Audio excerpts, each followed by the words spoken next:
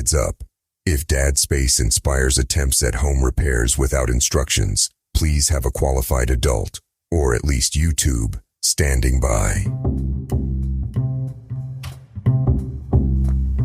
Hey, welcome to Dad Space, podcast for dads by dads, now with 25% more dad. Yeah, we've expanded and increased our amount of dad. Isn't that great? For the Dad Space podcast, right? Well, hope you enjoy the bonus extra content of dad. I don't know how we're going to cram more dad into this. It's Dad Space. Glad you're here. Let's get into this. We're going to talk about tech. No, not what you want to buy for Christmas or that thing you buy and you don't tell anybody. Remember that kind of tech shows up from Amazon and you're like, shh, hide it, right? No, we're talking about tech and family and balancing screen time with real connection with our kids and our family. It's an ongoing battle in our homes to create that space, right? Technology gets in the way sometimes. Let's talk about this. Glad you're here. So you're proving my point right now by listening to the podcast, and I appreciate you doing so. Technology is everywhere. It allows us to do a bunch of things. It's a mainstay in our world now, right? Go back 50, 60, 80 years ago. Well, A, there wouldn't be podcasts, but B, we wouldn't have this constant fight for attention and all these distractions and things that pulling our families apart, really, because technology isolates everybody, puts them in their own little silos. Kids go off to their room, your partner grabs their phone, and off they go into their chair. You're on your chair with your phone. Family dinner time has been dismantled. Television, so much, just pulling us all apart. Where maybe when you were growing up, if you're kind of my age, you sat around the dinner table together. You talked about your day. You did all these things. And now there's this, again, siloing happening in our homes. And technology's, for the most part, to blame. And we as dads are to blame for allowing it to get to the point where it's gotten to in our home. That we have allowed this to happen to become the new normal for our kids. And even the younger ones are pushing hard for technology. I have the honor and privilege of watching my grandchildren a few times a week while my son's working and my wife's working. It's just me and the kids, 2 of them under 2. And there's been days lately where without consciously planning it out, I've just left the television off. Nothing, no TV, no music. I'm not some kind of anti-technology person by any means. I love watching TV. I love music. I'm a musician. But I just left off the TV and I watched my 2 grandkids who would lay in front of the TV and just, head in their hands, watch TV all day, to seeing their imagination unfurl in front of me, playing with toys, making up stories, and just being kids and learning. And I'm like, oh, that's what it was like for me.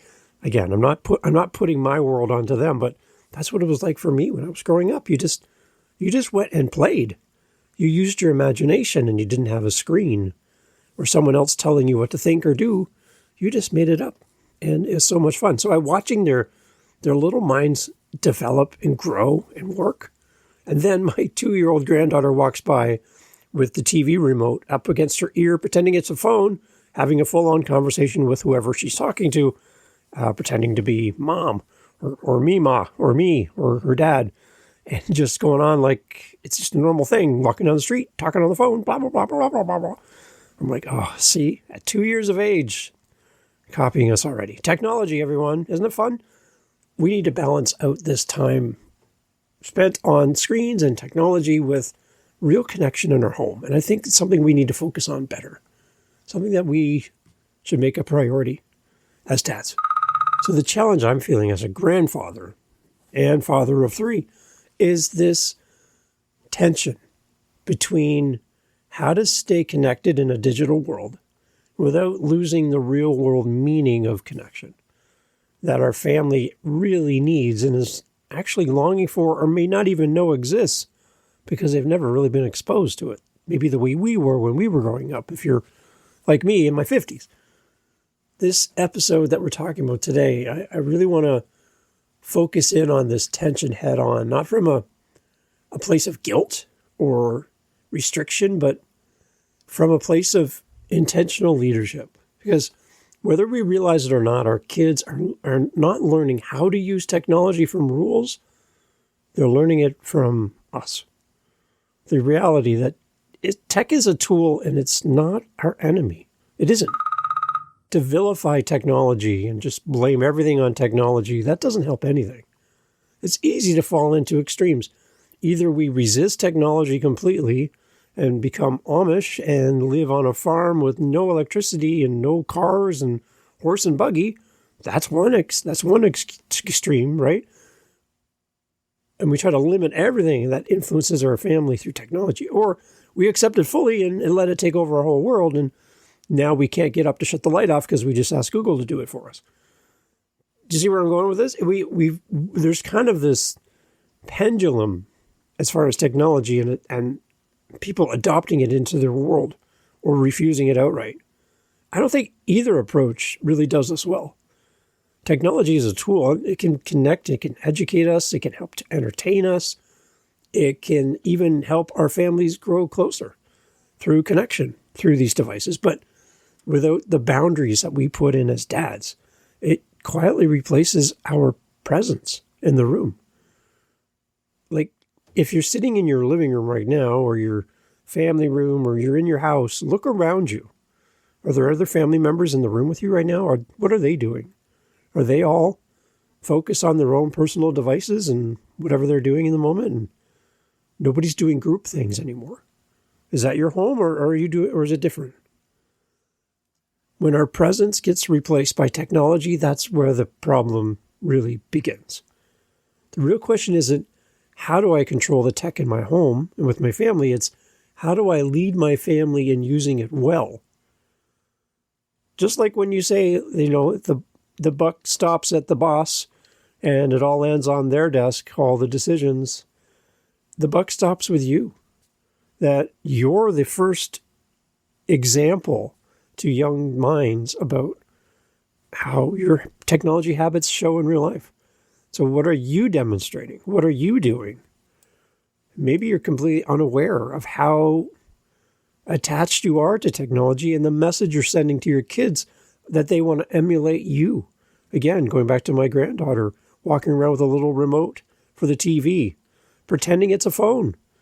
Because why? She sees everybody else doing it on TV. She sees it in her family, and she just wants to be like them. So she thinks she's just copying. She's just taking what she sees and making a copy of it.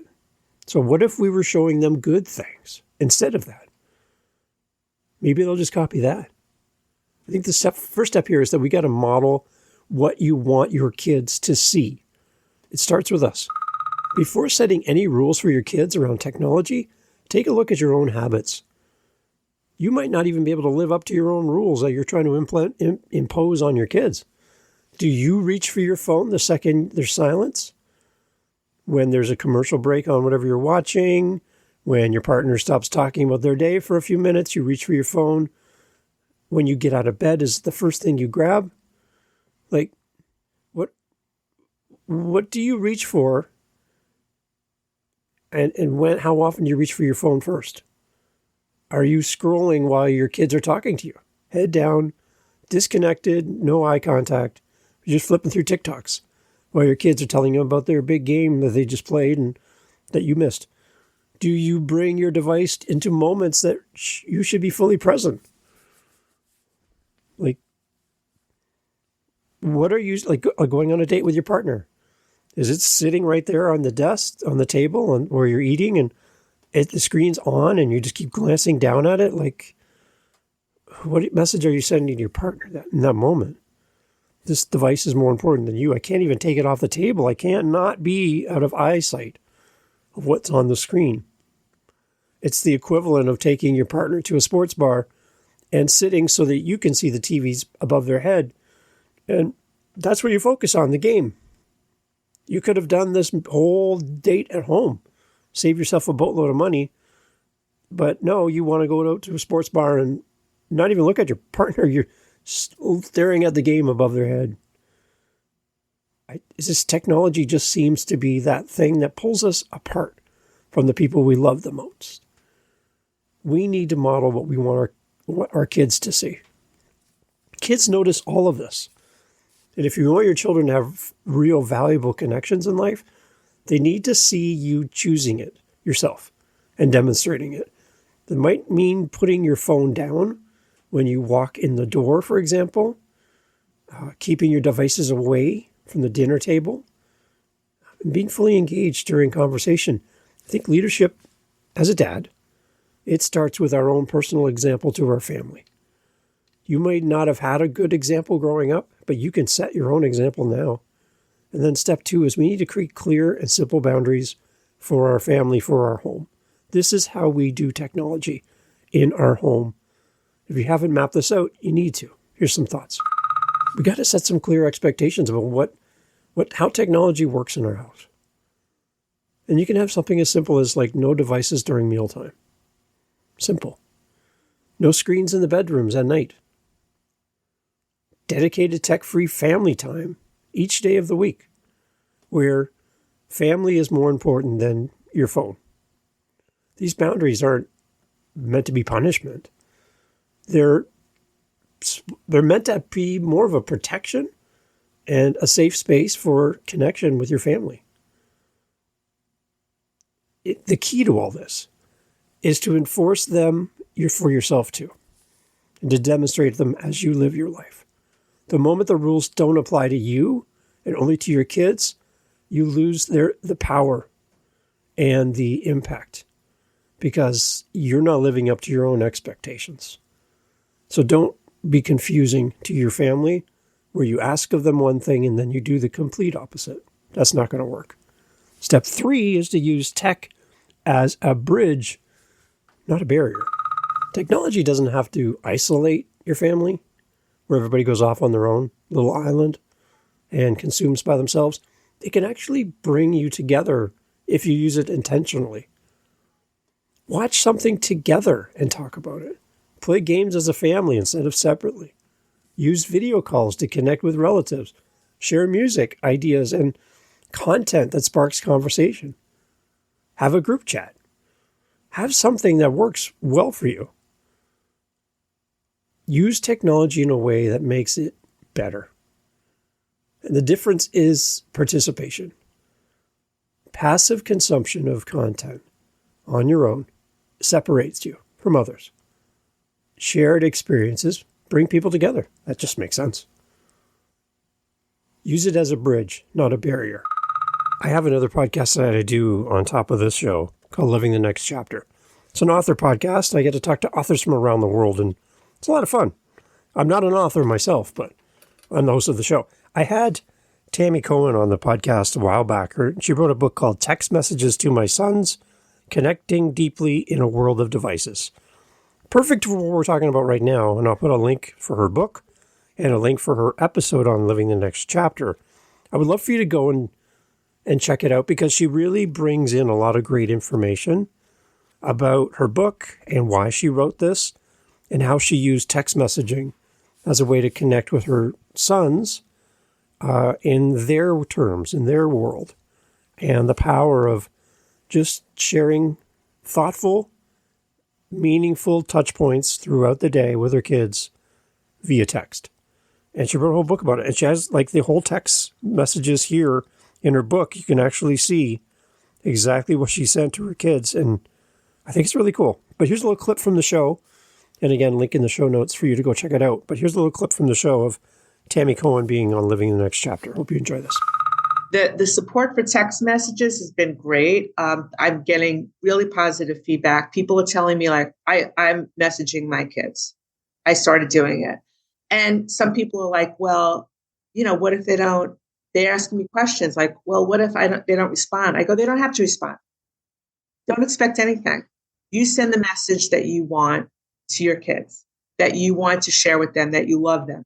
You want to tell them how proud you are. You want to tell them they're worthy. don't expect anything back. And you know what? I didn't expect anything back from my kids. I did it because I wanted to connect to them differently.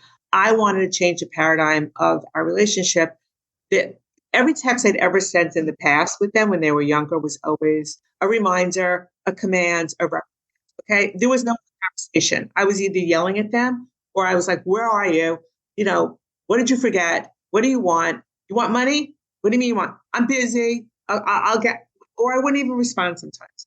Now I said, I don't want to do that. Okay. I want to, it's a completely different accountability kind of message I'm sending. I'm a human being and I want them to just hear, love and hear, and I'm learning all these really cool things. I want to share it.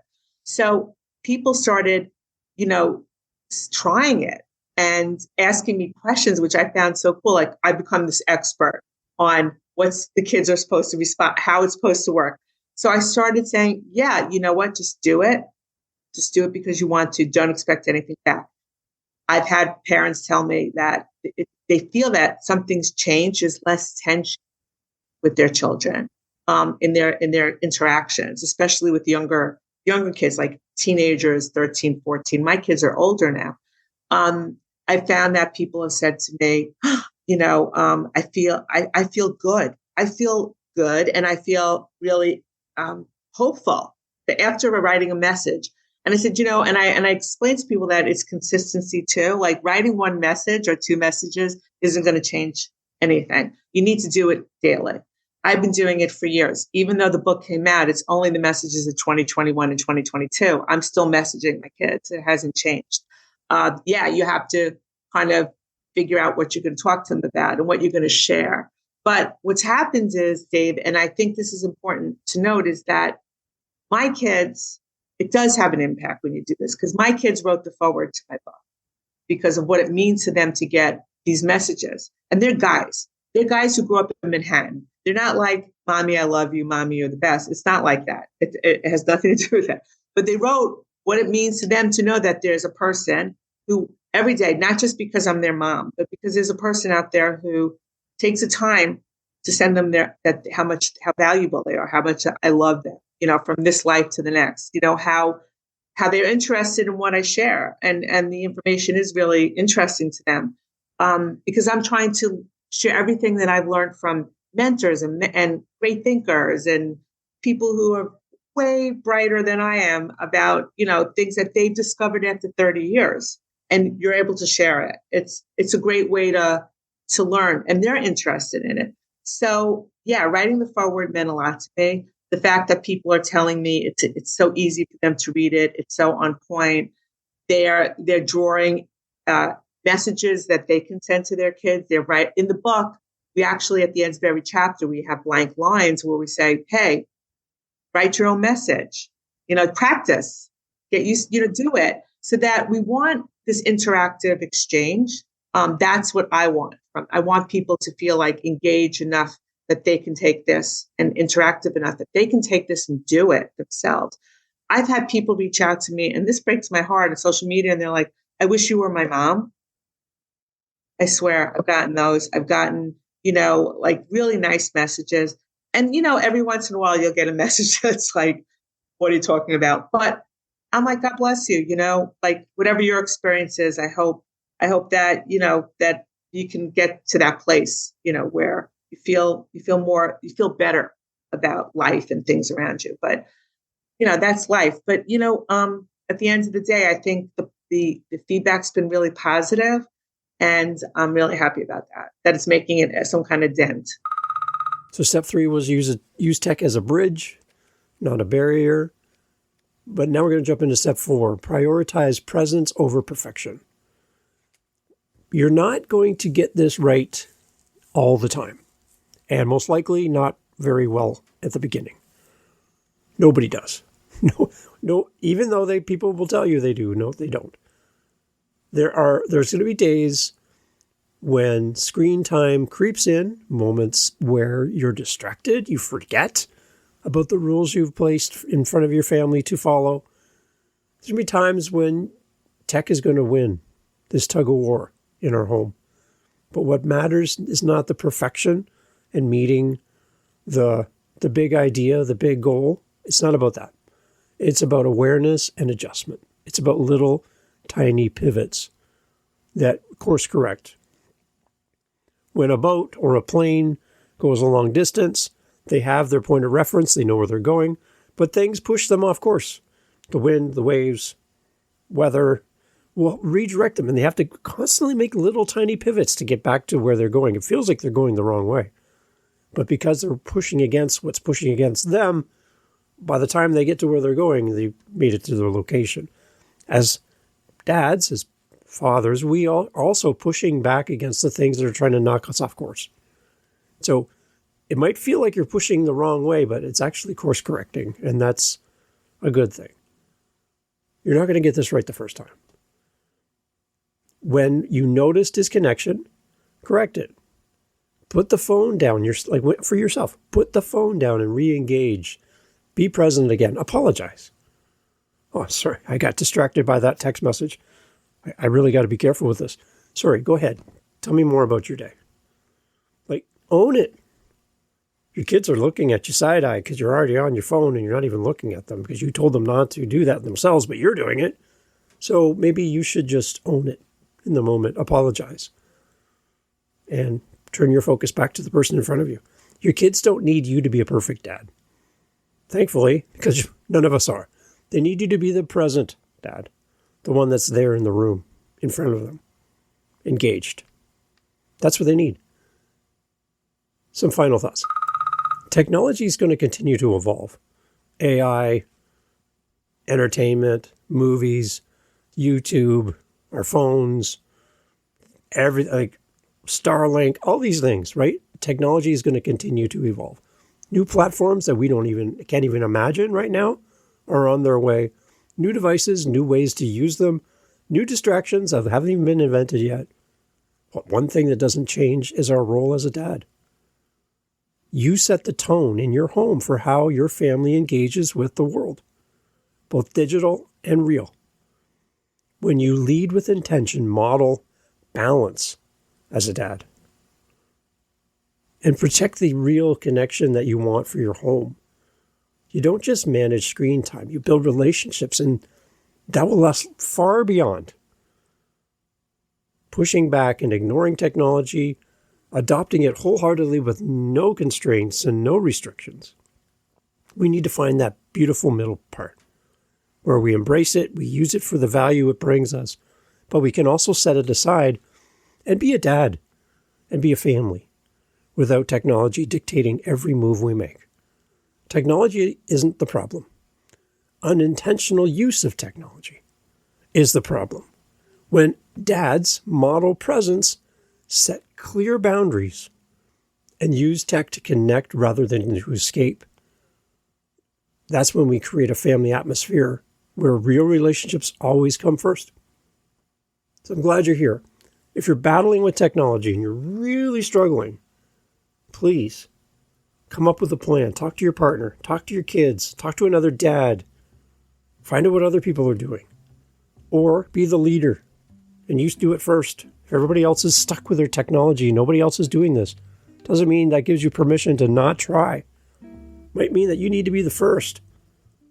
Tell me how it goes over at dadspace.ca. Make sure you go check out Tammy's episode of Living the Next Chapter. We'd love for you to go check that out. It's a great conversation and there's a lot of great things. Great book as well for you to go check out and maybe steal her ideas for your family. It might just work. Thanks for being here. Take care. Hey, dads, thank you so much for being here. Thank you for being part of the podcast. Thank you for following the show. I'd encourage you to do just so if you haven't done so already. Look at your phone. There's like a little follow button or subscribe, or I don't know what it says on your screen, but there's like a little button at the top of the screen. If you click that button, that means every time a new episode of Dad Space shows up, it goes right to your phone. It's waiting for you whenever you're ready. So you don't have to try to remember, what's the name of that show? Space Dad? No, Dad Space. It'll show up right there for you if you follow the show. That'd be great.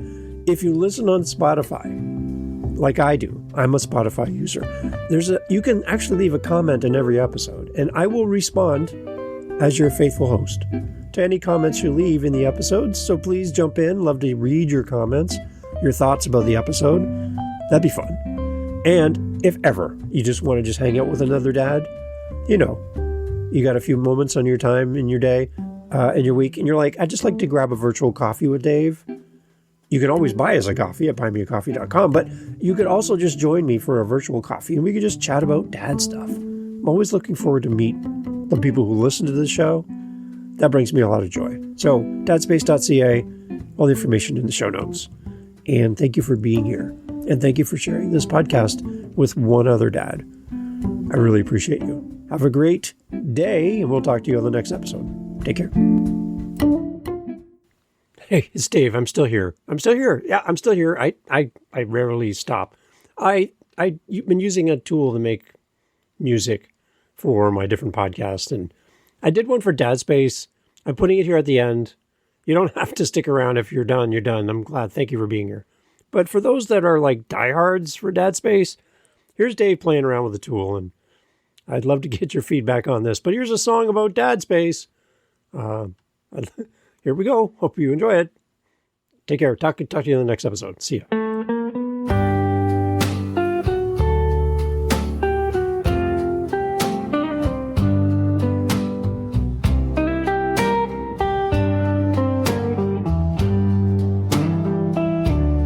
Long day over, kick off your shoes, coffee in the cup,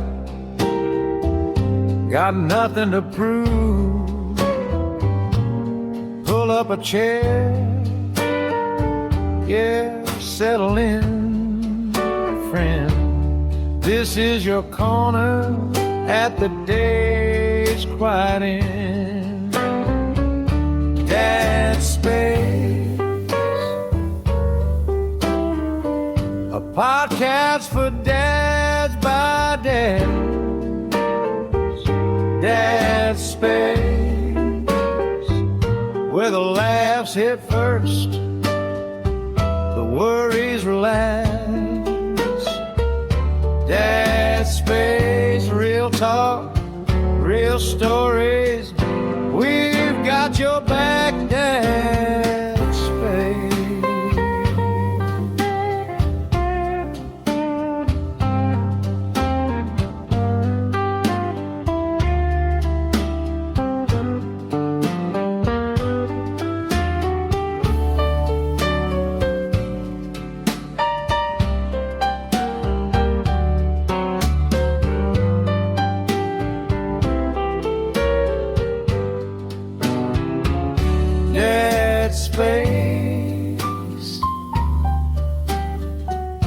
Podcast for dads by dads.